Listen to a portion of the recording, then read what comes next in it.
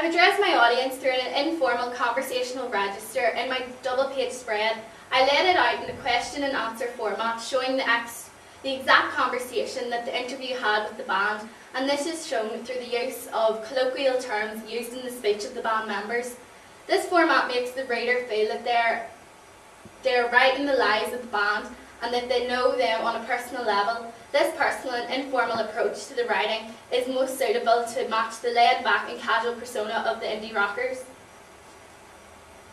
A competition is included on the front cover of my magazine as a lure to have my readers want to pick up the magazine and a chance to win tickets to Oxygen Music Festival, a prize which would be highly appealing to my music-loving audience. And then here's just a picture of Oxygen Music Festival. I've used a question in the main cover line for my front cover, Britain's next big MySpace band. This is used to grab the reader's attention, and I want to know more about the article and featured band. The strapline of my contents page is designed to have a resemblance of the London Underground logo, which is pictured here. This is a familiar logo to buskers around London playing in the tube stations, and this is an attempt to attract them to my magazine and perhaps one day hope to be featured in it themselves. What I've learned about technologies from the process of constructing this product. So to complete my coursework, I had to use a range of technologies, including the PBWorks blog site, Photoshop, Microsoft Publisher, Microsoft Word, Microsoft Excel, Microsoft PowerPoint, Interactive Whiteboard, iMovie and YouTube, which I'll use later to edit and upload my presentation. I also used a digital camera to allow me to capture my still images that I used in my magazine on the cover, contents page and double page spread. So Photoshop was one of the most difficult new technologies I had to get to grips with to complete this task, as I had no previous experience in using this program. To complete my work on Photoshop, I was required to use several tools which allowed me to produce my final product. These tools included the magnetic lasso, crop tool, text boxes, removing tool, layers, blur tool, smudge tool, adding effects, adjusting the colour gradient, brush tools, the zoom tool and many more.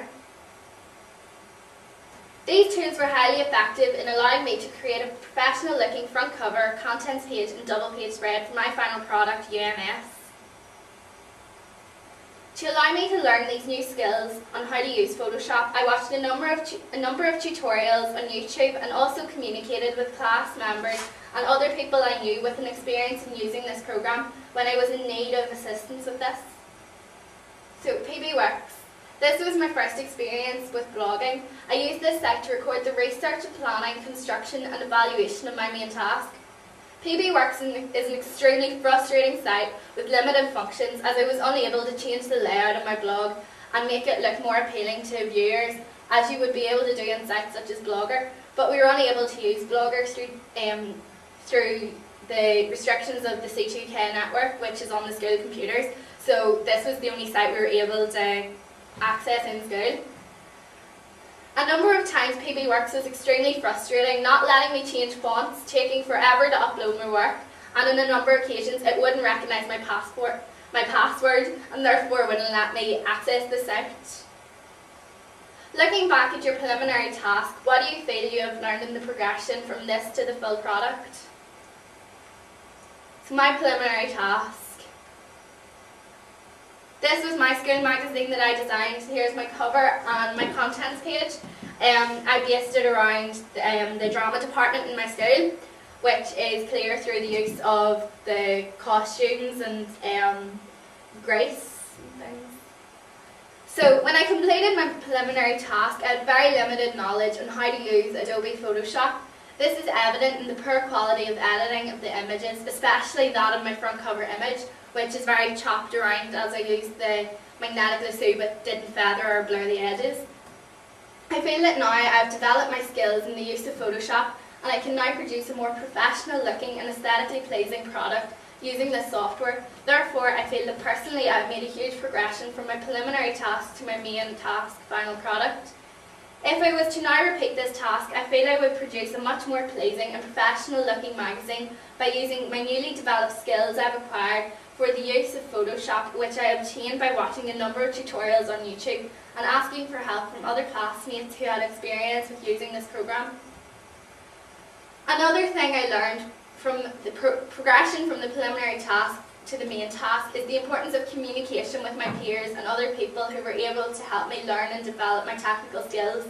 I find that email and Windows Live Messenger are powerful tools, as I was constantly emailing friends and family in both England and the Republic of Ireland who were able to provide me with hints and tips on how to use Photoshop, and also I was able to ask their opinion on how they felt that my product was coming along.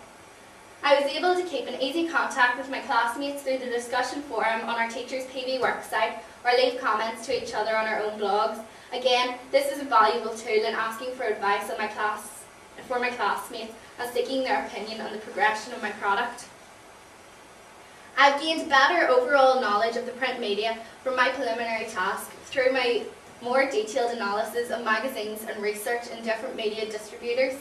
I feel that this has had a huge part to play in my progression from the preliminary task to my final task, as by having a better insight to knowledge of the industry, I was able to better apply my knowledge to gain a more sophisticated, professional looking product. So this is my final product, and you can see that the house style continues throughout and the things are kept throughout. So